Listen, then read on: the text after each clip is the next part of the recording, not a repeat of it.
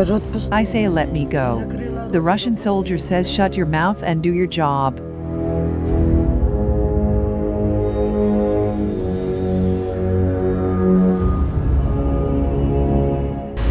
He put me on my knees and raped me.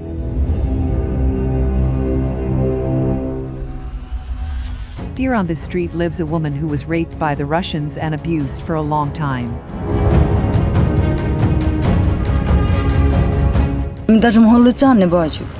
He didn't even see my face because it was dark, just like I didn't remember him. The rapist was young, 19 years old. His voice was a little squeaky.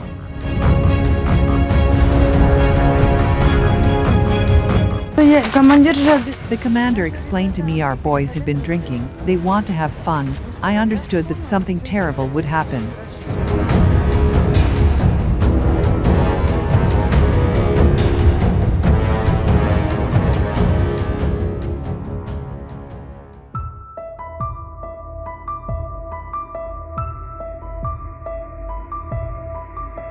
We are here to hear you.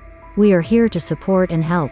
Healing Hidden Wounds is the first Ukrainian-American project about women who suffered from the war crimes of the Russian Federation. Stories of victims of violence, victims of hostilities, those who lost relatives, home, hope, lost everything because of the war. A frank conversation with those who are fighting for the victory of Ukraine. Advice from authoritative experts from the USA. The whole world will learn about the atrocities of the occupiers. Evil will be punished.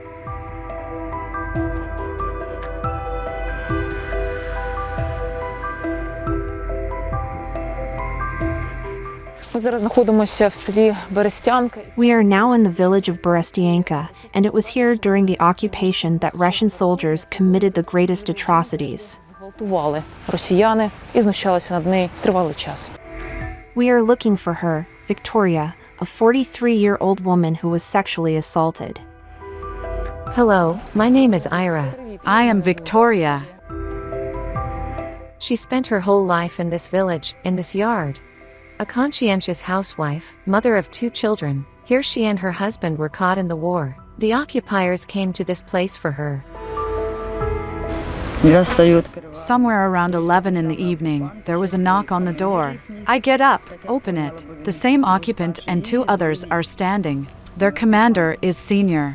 He says you are with us. We are at the headquarters. I went to the kitchen to put on my boots. I told my husband Vitaly, they are taking me away. The 3 of them came in later. We had plywood next to the window. The commander asks, who is here? Russian soldiers opened fire on Victoria's house. The occupants were afraid that someone was waiting for them inside. They almost shot Victoria's husband. The woman did not argue with the aggressors. She understood, they are not joking. We are walking the path that terrible night. Victoria passed under the barrel of a machine gun together with her rapist. Did they explain where they were going? Why? The commander explained, our guys have been drinking, they want to have fun. I understood that now something terrible will happen. The woman showed us where the positions of the occupiers were and what could be waiting in case of disobedience to the aggressors. Russian soldiers offered the woman a creepy alternative. He says either I will rape you here or I will go to boarding, and they were all standing here in landing. That is, he wanted to take you to everyone so that everyone would rape you. I say, no need, rape me already here. Victoria nervously smokes and remembers that her Russian soldiers alone were not enough. Before committing sexual violence against a woman, they came here to her friend's yard. Armed Russian soldiers planned a double atrocity. One soldier tells another, let's go to that man and take his wife. But the unexpected happened in this yard. Danya was standing behind me, and that occupier, let's knock. Sasha opened the door and said, I am also Russian, and he is standing and holding a machine gun above his head. I say, Sasha, give Natasha, nothing will happen to you. I said this so that the soldiers would not kill him. But Sasha began to argue with them. He wanted to close the door, and the soldier shot him directly in the head. And I hear such a sound, hoo-hoo. I'm standing, I'm shaking all over. That Oleg took the machine gun and gave it to Dana. He asks, "What did you do?" The shooter made excuses. He himself is to blame for everything. He pushes Sasha aside, goes into the room, takes Natasha away. This is the place of murder, where the occupiers shot a civilian in cold blood for fun. Був постріл. Тут і досі насправді лишилися сліди від крові і There was a shot here and traces of blood still remain here, and it is very difficult to remove them from here. Here is the scene of the murder, where the Russian occupiers brutally shot a man who tried to protect his wife from being raped.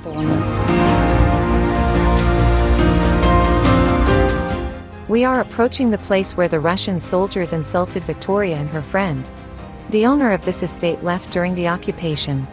The house was occupied by Russian soldiers. How did you behave? I asked, "Let me go." He, "Shut your mouth and do what I want." At first, he put me on his knees near the windowsill, and then he raped me on the sofa and said, "Take my cock, please me." And then he took me by the skin, put me on the couch and raped me while lying down. That is, 3 times. Yes, it turns out 3 times. Were you afraid that he would kill you? I was so afraid. The machine gun was standing next to him. That is, he raped, and the machine gun was nearby. описати словами все те, що Victoria miraculously survived, miraculously escaped from the hands of her executioners, but the horror and suffering did not end there.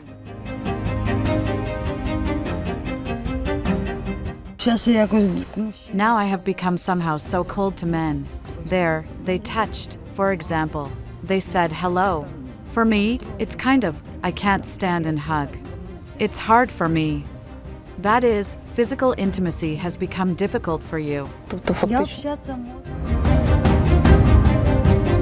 Victoria is one of the few victims of sexual violence by the occupiers, who dared to tell frankly what the Russians did to her in a conversation with the famous philanthropist and journalist Mitzi Perdue. She has dedicated her life to exposing the horrors and atrocities for which Russia is responsible. At the age of 82, Mitzi Perdue published 52 stories about Ukraine and participated in about 200 podcasts, where she talked about what she saw in Ukraine. I'm Mitzi Perdue, and I'm involved with this because, as an American, as an 82-year-old American, the unjust invasion of Ukraine by the Russians is the worst example of evil that I've seen in my life, and I want to do everything that I can to help encourage and protect Ukraine. I mean, that's what I'm spending most of my life doing. And I'm so happy that you're willing to talk about what you've endured, because I want the rest of the world to know about what the Russians did to you.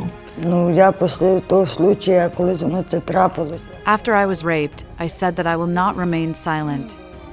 Because I am not guilty of anything, they are criminals, they must answer for their crimes. And I told myself that I will not be silent. In the United States, we feel that for healing from sexual assault, it's very important to talk about it. Talk with me about how that is in your country. Do people talk about it? Do you think they should? І мовчати – це просто, знаєте, це неповажання до себе, неповажання до тих жінок. To remain silent is to disrespect yourself and all the women that were dirtied. It means to betray one's country. To remain silent, it is a betray of one's nation. Своїй нації просто. Viktor Dragunovich, a well-known American psychologist of Ukrainian origin, joined the discussion of the consequences of sexual violence and ways to overcome psychological trauma. Sexual assault does have sexual component to it, but it's not the main component. The main component is to exercise the power. I can do to you whatever I can do to you whenever I can do to you. And there's nothing you can do about it. Viktor Dragunovich, born and raised in Ukraine. Then it was called the Ukrainian Socialist Soviet Republic. Viktor's grandmother was born in the USA, and in 2001 he emigrated to America. Viktor completed 2 postgraduate studies and received a doctorate in psychology. He is now an associate psychologist at the Creedmoor Psychiatric Center. Victor is interested in research in various fields of psychiatry and helps people from Ukraine to overcome the consequences of psychological traumas related to the war.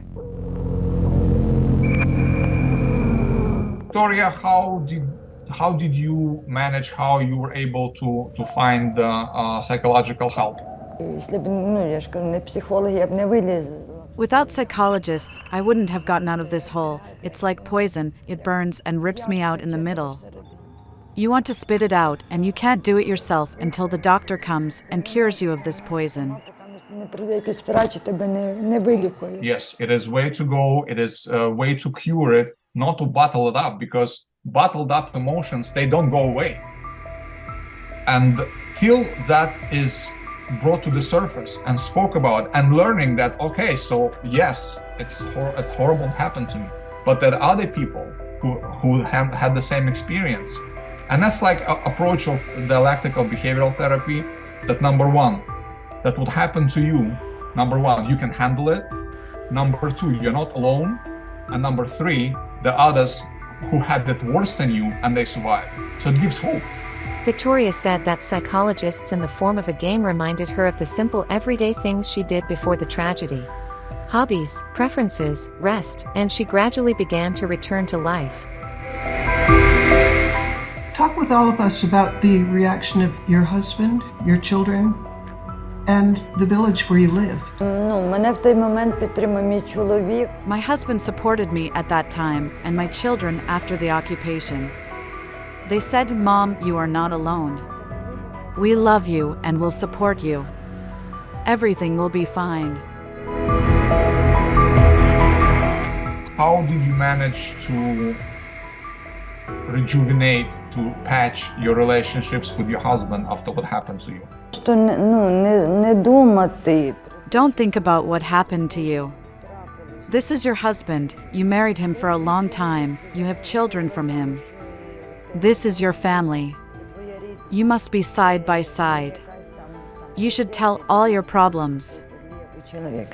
Це твій чоловік. Victoria knows, and her husband knows. It's not her fault. Of course, it is very sensitive subject, the intimacy. But the thing is that intimacy, it's not physical closeness. It's emotional closeness for most. The most important relationship aspect of that intimacy is emotional closeness, not physical closeness. That is the platform they can rebuild their relationship by finding that closeness to each other again, emotional closeness, having history, having children together, having garden together, going to some resort somewhere together. Those are memories that have to be magnified. And although Victoria's husband supported her, and the family managed to restore closeness, the reaction of fellow villagers turned out to be ambiguous. Після окупації люди поміняли. After the occupation, people changed a lot. For the worse. Я розумію, що можливо там сусід, там що. I understand that maybe the neighbor will point the finger at you. And where was that neighbor when you were raped? Where was that neighbor when you were dragged out of the house and at gunpoint? You can talk a lot, you didn't see the situation that happened to us women victims. People like to judge. People like to judge. It makes them feel better. It makes them feel better about themselves. But even not having trauma personally, even vicariously, like learning about trauma, it's traumatizing. People don't know how to deal with it. People don't know how to. She wanted it. She wanted it. That's her fault. Maybe to a point that's her fault. Who knows? Because if they say to themselves, no, it's not her fault, it calls for action and what they can do. And I absolutely agree with her. Her response, where you were when I was taken out of my house. That's the response. How you can judge me if you did not help me. Хто його знає, по чим вони. Who knows what they are under there in that war? Under drugs, under alcohol. Don't like something, they can kill. Out of 1,000 women, maybe 200 to 300 men are lucky to have survived after such a thing and they give evidence. And the rest were not lucky, they were killed. Enemies could rape them, and then something could go wrong and a bullet in the head. Maybe that's why they are afraid to speak. The main thing is not to argue with them, because they have a machine gun, and if it is abnormal, it will kill you and everything. What not to do? What not to do is don't bottle up your emotions. Don't be by yourself with that horror, because it is horror. And again, as ancient philosophy says, the burden shared is burden halved. When you share your burden with somebody, like let's say you're carrying a whole bunch of bricks on your back. Today, Victoria lives an ordinary life. She runs the household, takes care of her husband and children. Although the wounds of the past are slowly healing, the main thing is that she has the will to live and the strength to move on. Victoria, I'm going to make a guess about you and your life. I bet your willingness to come forward and talk about what you've been through is going to be of immeasurable help to countless women, and men too for that matter. And I don't have a right to say this, but I'll say it anyway. On behalf of the world, people have reason to be grateful to you for speaking about what you've been through. For the second year in a row, Ukraine has been at war with the bloody invader, the Russian Federation.